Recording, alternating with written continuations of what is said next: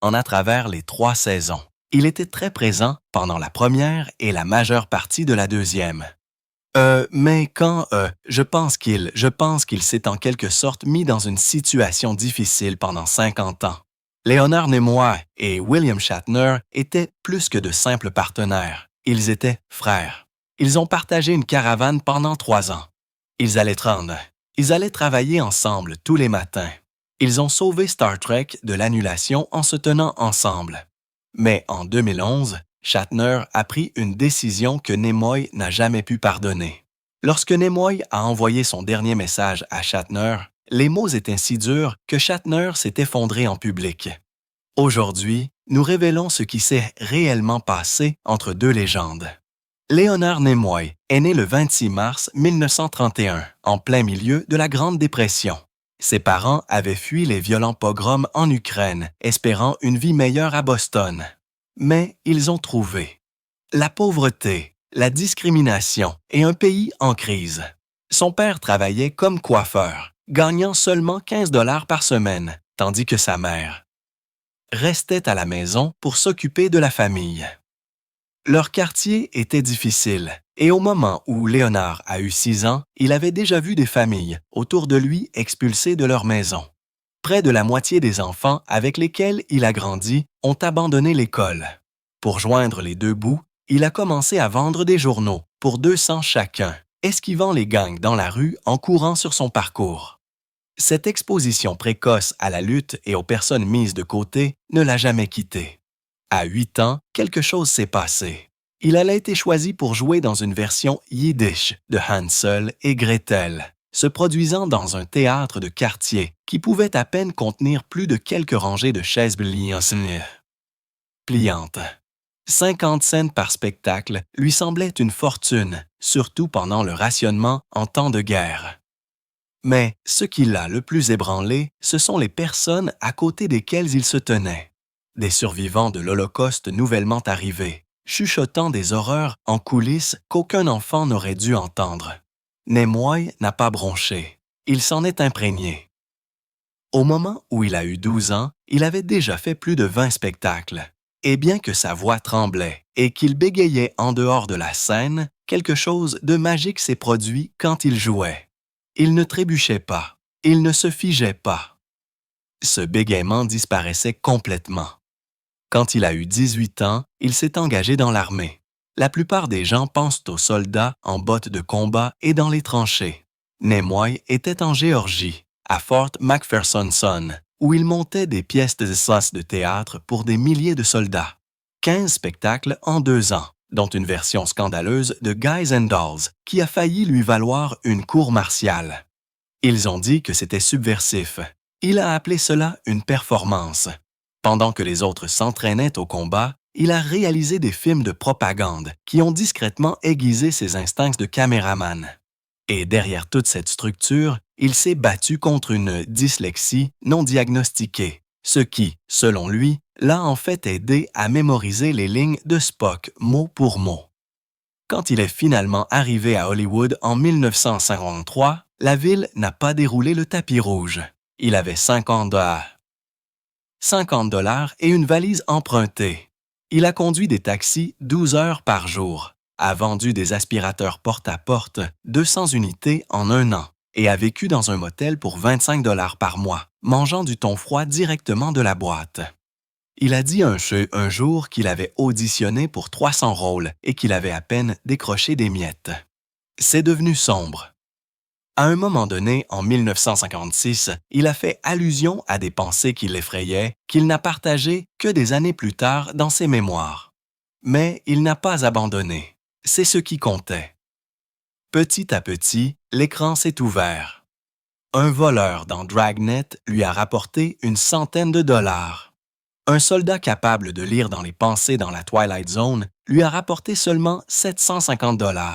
Et une étrange préfiguration du Spock qui n'était pas encore né. Il était dans Perry Mason Rawhide, partageant même l'écran avec un jeune Clint Eastwood, bien avant qu'aucun d'eux ne devienne une légende. Mais les rôles étaient superficiels, le salaire était minime, et être choisi comme le méchant étranger à maintes reprises a commencé à ébranler ses nerfs. En 1963, il était au bord du burn-out. Mais ensuite, le script qui allait changer sa vie est apparu. Juste 4 jours avant la naissance de Nimoy, un autre garçon est entré dans le monde dans un coin froid de Montréal. William Shatner. L'entreprise de vêtements de son père s'effondrait sous le poids de la dépression et sa mère, professeure de diction, passait des heures à essayer de lui donner confiance en lui. À 5 ans, il a attrapé la rougeole lors d'une épidémie qui a tué des centaines d'enfants dans la ville. Il a survécu et quelque chose en lui a changé. La peur a commencé à rebondir sur lui comme la pluie. À l'âge de 9 ans, il était déjà à la radio en animant une émission pour enfants pour la CBC étant payé $1 par épisode. On pouvait entendre Kirk dans sa voix, même à ce moment-là. Il était censé être économiste. C'est ce que disait la bourse lorsqu'il s'est inscrit à McGill en 1949. Mais la salle de classe ne pouvait pas le retenir. Il a séché les cours pour jouer dans 12 pièces différentes, dont un Hamlet audacieux qui a failli le faire expulser lorsqu'on a appris qu'il avait simulé une maladie pour être sur scène. Il a obtenu son diplôme avec des notes à peine suffisantes. Mais à ce moment-là, cela n'avait plus d'importance. Il ne pensait plus aux banques. Le théâtre l'a guéri de la terreur silencieuse qui le hantait enfant. Quelque chose qu'il a admis une fois s'est manifesté par une anxiété d'énurésie nocturne. Les projecteurs ont éteint ça comme un interrupteur. Il a rejoint le Festival de Stratford du Canada en 1954 en tant que remplaçant de Christopher Plummer, rien de moins. Et puis c'est arrivé. Un soir, en pleine représentation, Plummer Humber est tombé malade. Shatner a été précipité sur scène. 2000 personnes ont regardé l'enfant inconnu remplir le rôle d'Henry Foss sans bégayer. Ils se sont levés avant même qu'il ait terminé. Le lendemain matin, son nom n'était pas seulement dans le programme. Il était dans les journaux. La même année, il s'est cassé 3 côtes dans un accident de voiture et a quand même boité sur scène pour jouer ce soir-là. Pas de remplaçant pour lui, plus maintenant. Puis est venu Broadway. Susie Wong a été jouée plus de 500 fois avec Shatner dans le rôle principal et recevant le genre de critiques qui ont attiré les studios. Il buvait 10 tasses de café par jour juste pour rester concentré, cachant ce qu'il croit. Maintenant être un TDAH non diagnostiqué. Parfois, il oubliait des lignes. Parfois, il les inventait. Et le public ne s'en est jamais aperçu. Il en a fait une signature, improvisant, s'adaptant, ne s'excusant jamais. Il était toujours en train de se démener pour des apparitions à la télévision lorsque The Twilight Zone lui a donné quelque chose d'étrange, un rôle d'homme terrifié par un gremlin dans un avion. Il a été filmé à une température de 43 degrés et il a failli s'évanouir entre les prises. Mais cet épisode a attiré 10 millions de téléspectateurs et soudain, Shatner était plus qu'un simple acteur de théâtre. Hollywood était prêt. Il ne l'était pas, mais il a sauté quand même. De retour dans la salle de production de Star Trek, Gene Roddenberry esquissait quelque chose de différent. Un extraterrestre logique qui contrastait avec tous les instincts humains. Au début, Spock était censé être émotif, un étrange martien qui portait son cœur trop fort. Puis, Roddenberry a inversé le scénario. Spock serait la logique, froid, intouchable. Cela avait besoin de quelqu'un avec de la profondeur. Quelqu'un qui pouvait montrer des batailles internes sans dire grand-chose. L'enfance de Nimoy, son immobilité, son besoin d'observer, tout cela correspondait. Roddenberry n'était pas sûr des oreilles. NBC les détestait. Les dirigeants pensaient que Spock avait l'air diabolique, voire dangereux. Ils craignaient que les groupes religieux n'explosent. Ils voulaient qu'elles disparaissent. Roddenberry a conclu un accord avec Nemo. Si les fans n'aimaient pas les oreilles, après 13 épisodes, Spock subirait une opération des oreilles. Nimoy a accepté, mais même lui n'était pas sûr. Les oreilles étaient faites de caoutchouc mousse au début, et il fallait près de 2 heures chaque jour pour les appliquer, mais avec le temps, elles ont fait partie de lui. Les oreilles sont restées. Ce salut, le geste de la main vulcaine, n'était pas dans le script. Nimoy l'a apporté avec lui emprunté à une bénédiction juive qu'il avait vue enfant. Il se souvenait de la façon dont les rabbins levaient leurs mains dans cette étrange forme de doigt fendu, un symbole du divin. Il pensait que cela pourrait convenir à une culture vulcaine basée sur la tradition et le rituel. Il avait raison. Un jour de 1967, Spock a levé la main et a dit « Longue vie et prospérité ». Et le monde n'a jamais oublié. Au même moment, Roddenberry était confronté à un autre problème de casting. Son capitaine d'origine, Jeffrey Hunter, était parti après le premier pilote. Cela a laissé un trou, un énorme trou, et Roddenberry avait besoin de quelqu'un qui puisse apporter du poids, du feu et du commandement en même temps. Il s'est tourné vers Shatner. Il voyait Shakespeare en lui, il voyait Henry Fay. Et Shatner est entré dans le rôle qui allait le rendre immortel. À la fin des années 1960, William Shatner et Leonard Nimoy avaient un rituel tranquille. Presque tous les matins, ils se rendaient ensemble au studio en voiture. Ils parlaient des scripts, de ce que Spock ferait dans une scène, de la pression de concilier travail et famille. Ce n'est pas longtemps après leur premier travail ensemble sur The Man from UNCLE qu'ils ont commencé à rouler ensemble comme ça. La confiance a grandi lors de ces trajets, même si les choses n'ont pas toujours été faciles entre eux. Au fil du temps, ils ont développé leur propre langage silencieux pendant le tournage. Juste un regard, un sourcil levé, un mot prononcé doucement comme « fascinant », et ils comprenaient ce que l'autre pensait. Cela ressemblait à de l'improvisation pour les étrangers, mais c'était en fait quelque chose qu'ils avaient construit ensemble depuis leur première collaboration en 1964. À l'époque, ils n'étaient que deux acteurs qui répétaient leurs lignes hors caméra, plaisantant parfois en yiddish. Cette connexion s'est renforcée à chaque saison. En 1967, leur sténographie silencieuse permettait de gagner du temps sur le plateau, surtout pendant les scènes émotionnelles. Au fur et à mesure que Star Trek grandissait, les deux acteurs ont commencé à réclamer de meilleurs scripts. En 1967, ils se sont tenus côte à côte lorsque le réseau voulait des histoires plus simples et moins de profondeur pour Spock. Ils ont dit non. Un épisode qu'ils ont sauvé était Mock Time, celui où Spock retourne sur Vulcain. Lorsque Nimoy a demandé une augmentation et une plus grande participation créative, Shatner l'a soutenu discrètement, même si cela signifiait risquer son propre chèque de paie. Ensemble, ils ont fait pression pour des histoires qui plongeaient plus profondément dans la relation entre Kirk et Spock. 22 épisodes ont été modifiés à cause d'eux. Leur entêtement leur a valu d'être étiquetés comme difficiles. Mais sans cette pression, Star Trek aurait pu s'arrêter bien avant que son héritage ne commence. Ils ont passé plus de temps ensemble que la plupart des co-stars ne le font jamais.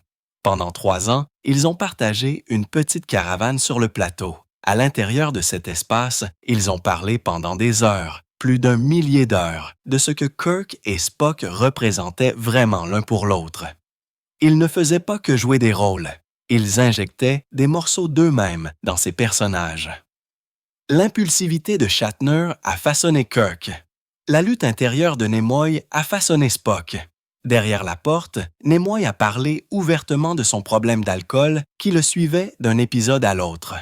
Shatner l'a aidé à le cacher. Pendant les pauses, ils ont même écrit des scènes ensemble, des scènes qui n'ont jamais été diffusées.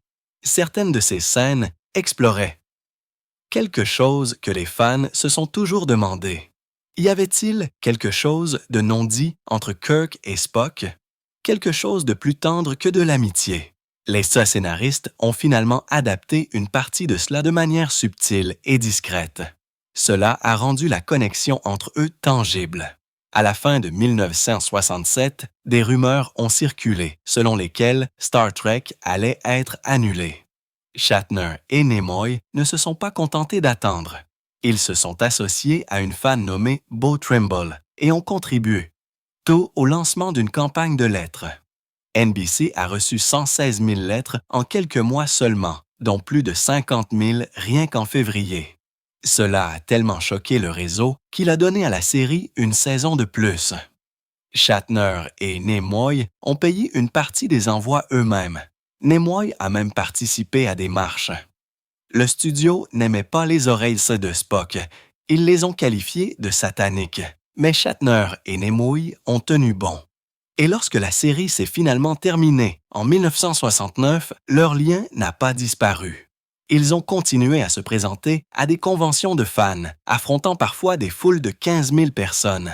Ils n'étaient pas que des acteurs, c'étaient des légendes et des amis. Même lorsque les contrats sont devenus laids, Shatner est resté en coulisses pour aider Nimoy. En 1967, Nimoy a exigé un salaire plus élevé et une part des redevances. Shatner a parlé au producteur, le défendant. Personne ne s'y attendait. Tout le monde supposait qu'ils étaient rivaux. Mais Shatner se souvenait d'où ils avaient commencé. Deux hommes de villes différentes liés par plus qu'un simple scénario. Lorsque Nimoy a obtenu gain de cause, cela a sauvé la série de l'effondrement. Des années plus tard, lorsqu'ils ont réalisé des films Star Trek, Nimoy avec le 4e film, Shatner avec le 5e, ils se sont assurés d'avoir les mêmes sommes à chance, même si cela suscitait de nouvelles tensions. Après la fin de la série originale, les deux hommes ont lutté. Shatner s'est retrouvé à vivre dans un camion en 1973, sans travail et sans chance. Nimoy s'est tourné vers le théâtre, refusant de jouer d'autres rôles de type Spock. Le monde les voyait comme une seule chose.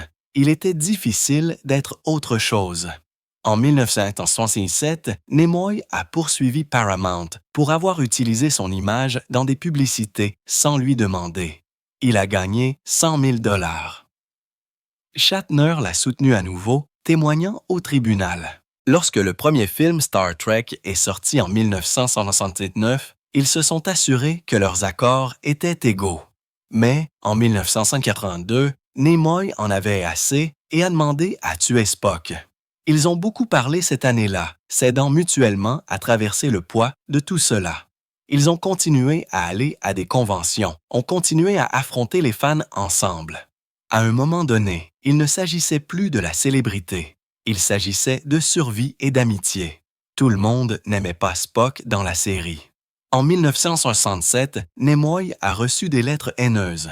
Certains se disaient que ses oreilles pointues étaient maléfiques.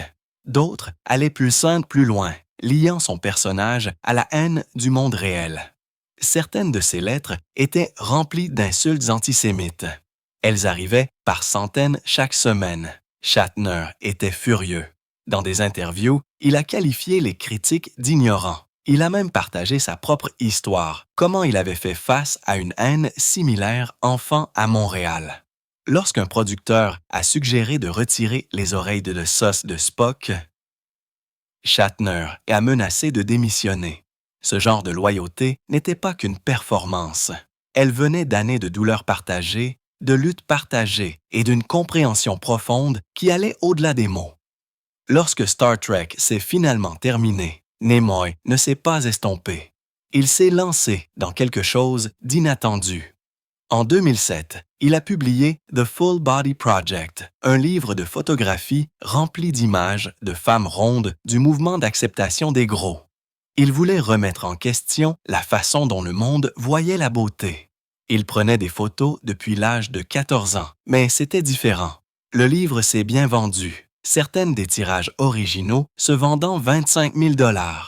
Nimoy utilisait son appareil photo comme un miroir, reflétant la vérité qu'il pensait que le monde ignorait souvent. Mais ce n'était pas la seule surprise. En 1987, Nimoy a réalisé 3 hommes et un bébé. Il est devenu le plus grand succès au box-office de l'année, rapportant 240 millions de $ dans le monde entier. Il a travaillé avec de grands noms comme Tom Selleck et Ted Danson et a prouvé qu'il pouvait faire plus que de la science-fiction. Il a même fait des succès avec Star Trek 3 et I-4, réalisant les deux avec un talent qui a attiré l'attention d'Hollywood. Il ne s'est pas arrêté là. En 1975, il a écrit « Je ne suis pas Spock ». Les fans étaient furieux. Ils pensaient qu'il rejetait le personnage, mais en vérité, Nimoy luttait avec ce que cela signifiait d'être connu comme quelqu'un qui n'était pas réel. 20 ans plus tard, il a publié « Je suis Spock » et a admis que le titre du premier livre était une erreur. Mais à ce moment-là, les deux livres étaient devenus des favoris cultes, remplis de réflexions sur l'identité, la célébrité et où le personnage se terminait et l'homme commençait. Il a également retrouvé son chemin vers la scène. Il a joué dans Vincent, une pièce d'un seul homme sur Van Gogh qui a fait une large tournée. Il a réalisé et joué dans des productions de Broadway aux théâtres régionaux, revenant à une partie de lui-même qui existait bien avant que Spock n'existe. Les applaudissements qu'il a reçus ne venaient pas de la nostalgie, mais d'un talent brut. Et puis, il y avait sa voix, profonde, calme, incomparable. Il a narré plus de 100 documentaires, a animé In Search of et a prêté sa voix à des livres audio et à des jeux, dont Star Trek Online et Civilization Life 4. Certains ont dit que son style de narration a contribué à inspirer la tendance ASMR des années plus tard. Quelle qu'en soit la raison, sa voix a touché des millions de personnes. Quant à Shatner, il a prouvé qu'il y avait une vie après Kirk. Dans les années 1980, il est revenu à la télévision avec T.J. Hooker, un drame policier plein d'action qui a duré 5 ans. À 51 ans, il a réalisé la plupart de ses propres cascades. Le public a adoré. Il a gagné 50 000 $ par épisode et s'est rétabli en tant qu'acteur principal, mais c'est un petit boulot étrange qui a tout changé. À partir de 1997, Shatner est devenu le visage de Priceline. Ses publicités étaient exagérées, pleines de chants et de comédie. Elles sont devenues virales. Au moment où cela s'est terminé, il avait gagné plus de 100 millions de dollars et aidé l'entreprise à atteindre 10 milliards de dollars de revenus. Cela l'a présenté à une toute nouvelle génération. Il s'est même lancé dans le monde des livres, coécrivant la série Terroir avec le nègre littéraire Ron Gullard. Ce qui a commencé comme un roman de science-fiction s'est transformé en une franchise complète. Des émissions de télévision, des bandes dessinées, même un jeu vidéo. Le premier livre s'est vendu à un demi-million d'exemplaires. Shatner a réalisé, joué et façonné l'histoire, puisant dans ses propres idées. En 1949, il a assumé un autre rôle inattendu, celui d'animateur de Rescue 911. Ce n'était pas de la fiction. Il s'agissait d'histoires vraies, assez vite, de véritables urgences racontées à travers des reconstitutions. L'émission a atteint 20 millions de téléspectateurs et a duré 7 ans. On dit qu'elle a sauvé des vies en encourageant la formation en RCR. Shatner a gagné 100 000 $ par épisode et a atteint des foyers dans 40 pays. Et puis, il y a eu la musique. En 1968, il a sorti The Transform Man, mélangeant Shakespeare et des chansons pop en spoken word. Les critiques l'ont moqué, mais des années plus tard, il a été réédité et a trouvé son public. Il a sorti d'autres albums, s'est produit en direct et a gagné plus d'1 million de dollars grâce à quelque chose qui faisait rire les gens autrefois. Il l'a transformé en quelque chose de mémorable. Lorsque Star Trek s'est terminé en 1969, Leonard Nimoy a été confronté à un choix difficile. Il aimait le personnage de Spock, mais il ne voulait pas être piégé par lui. Ainsi, dans les années qui ont suivi, Nimoy est devenu plus prudent quant à la fréquence de ses apparitions dans tout ce qui était lié à Star Trek.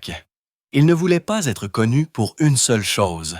Au début des années 70, il se présentait encore à des conventions, payant parfois même son propre voyage juste pour remercier les fans. Mais en 1977, il a refusé la série proposée Star Trek Phase 2. Il voulait réaliser, faire partie de problèmes sociaux plus importants, travailler sur des scripts qui avaient du sens.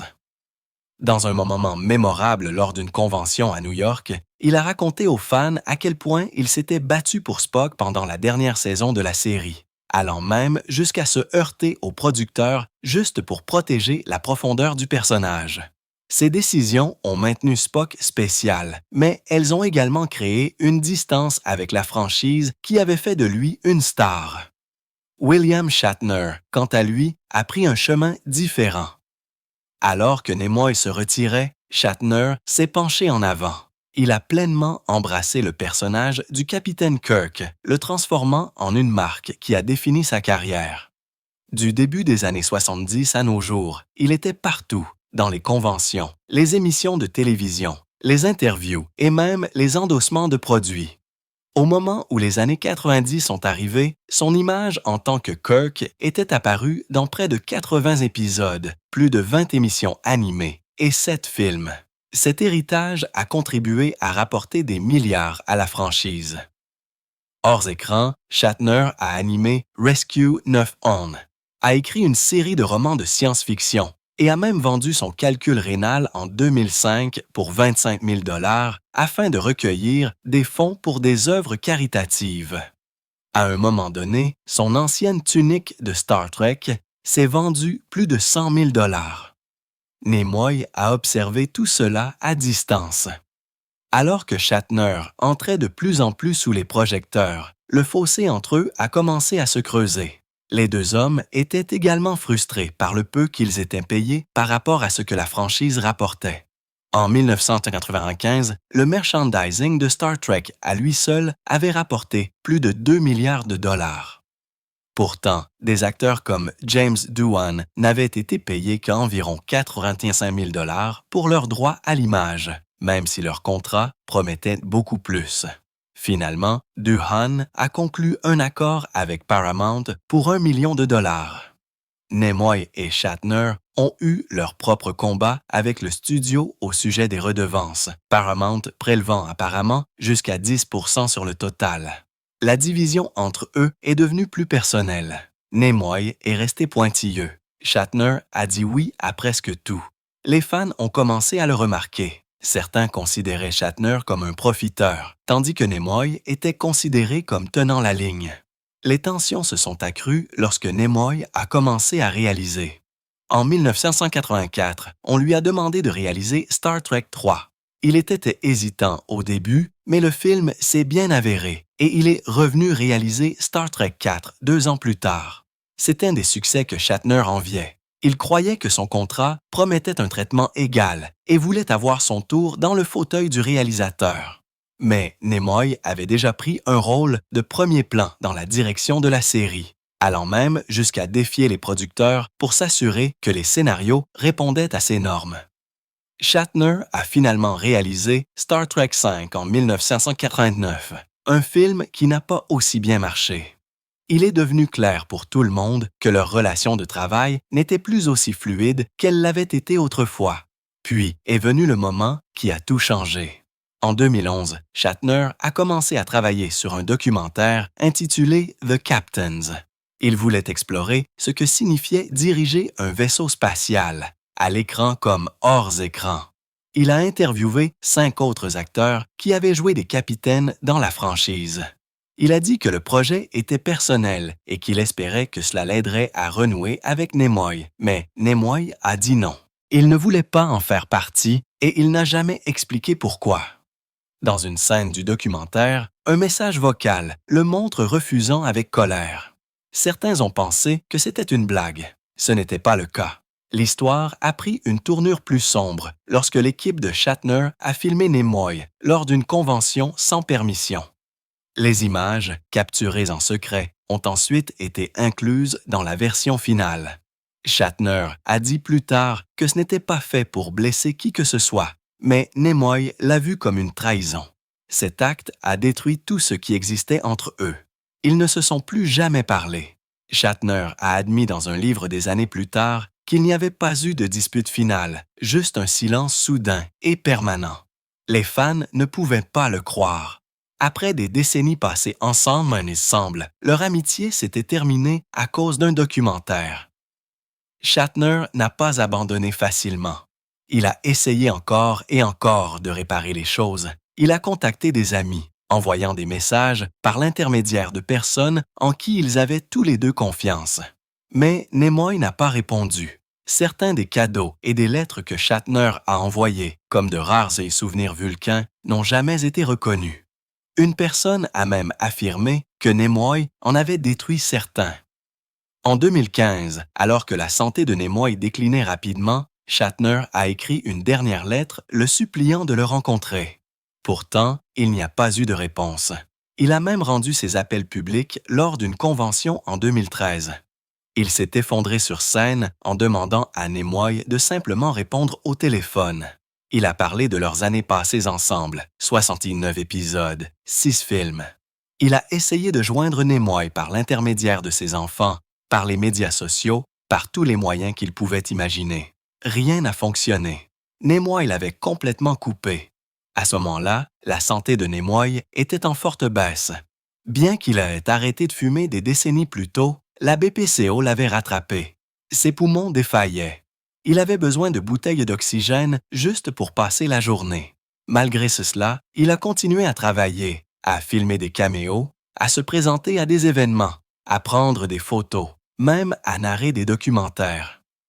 Mais lentement, son monde est devenu plus petit. Les apparitions publiques sont devenues sont devenues rares. Il a cessé de répondre aux questions sur Shatner. Il est resté concentré sur sa santé, sa famille et ses fans. En coulisses, la famille de Nimoy a maintenu la distance en place. Ils ont répondu aux appels, intercepté les messages et ont finalement dit à Shatner d'arrêter d'essayer. Adam Nimoy, le fils de Leonard, a admis plus tard que son père avait été clair. Pas de contact. La blessure était si profonde. Le dernier message de Shatner est arrivé dans une lettre qu'il a envoyée alors que Nimoy était en train de mourir. Dans celle-ci, il a écrit « J'ai eu un amour profond pour toi, Léonard. » Il l'a félicité pour son intégrité, sa force, son sens de la justice. Il s'est souvenu des premiers jours, du courrier des fans, des interviews, des rires. Mais il n'a jamais su si Nimoy avait vu la lettre. Il n'y a pas eu de réponse, seulement le silence. Nimoy est décédé le 27 février 2015. À l'âge de 83 ans, Shatner l'a appris par les nouvelles. Ils avaient partagé les projecteurs pendant près de 50 ans. Ils étaient nés à seulement 4 jours d'intervalle. Et pourtant, quand cela s'est terminé, il n'y a pas eu d'appel téléphonique, pas d'adieu. Le dernier chapitre de leur amitié n'a jamais été écrit ensemble. Un homme a essayé de réparer les choses, l'autre a choisi de ne pas le faire. Et entre eux se tenaient des années d'histoire partagée, désormais inaccessibles, scellées par la blessure, la fierté et le coup douloureux d'une seule décision qui ne pourrait jamais être annulée.